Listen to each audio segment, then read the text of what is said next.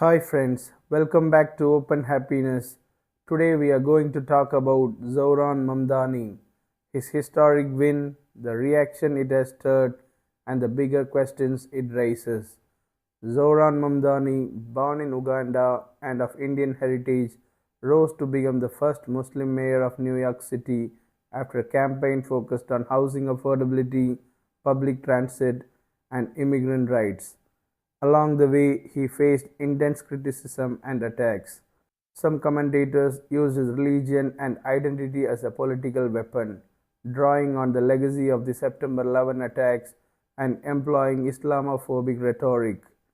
Donald Trump publicly attacked Mamdani's citizenship and views, called him a 100% communist lunatic, and suggested federal funding for New York might be cut if Mamdani wins. Elon Musk expressed surprise at a congratulatory message to Mamdani and various criticism of his platform.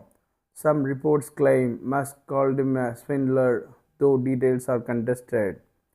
Many Muslim New Yorkers and immigrant communities saw his victory as a moment of pride and recognition, given the anti-Muslim climate post 9/11. And there are broader fears and questions being asked.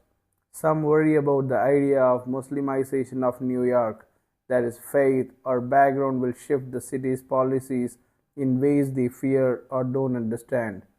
Others worry his progressive agenda, like rent freeze, free transit, city owned groceries, may be unrealistic or risky for the city's finances. On the flip side, many see his win as a sign that identity barriers can be overcome and immigrant or background voices can lead major global cities. Let's look at the themes the story brings up, staying within our open happiness frame of inspiring reflection rather than purely political punditry. Mamdani's rise challenges the idea that only people from traditional backgrounds become city leaders. His identity becomes both a target for attack and a source of empowerment. Our dignity and roots matter. When society confronts our identity with fear or rejection, it becomes all the more meaningful when we rise, not in spite of our roots, but because of them. He came in on a platform of service, but the path is far from smooth. The attacks referencing 9/11, citizenship, religion show how public service by a new kind of leader can stir deep fears. Doing good work may draw backlash when it challenges existing power or stereotypes.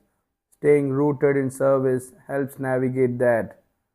Mamdani's vision is bold and transformational, but the reaction from some quarters is fear based: fear of the other, fear of change, fear of identity shift. Change often comes with both hope and fear.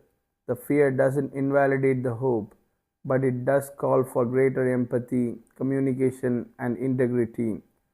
For communities long seen as outsiders, Mamdani's win signals representation, possibility, and a breaking of barriers. Many Muslims in New York expressed hope. When people who look like us, share our background, or understand our struggle lead, it changes what we believe is possible for ourselves.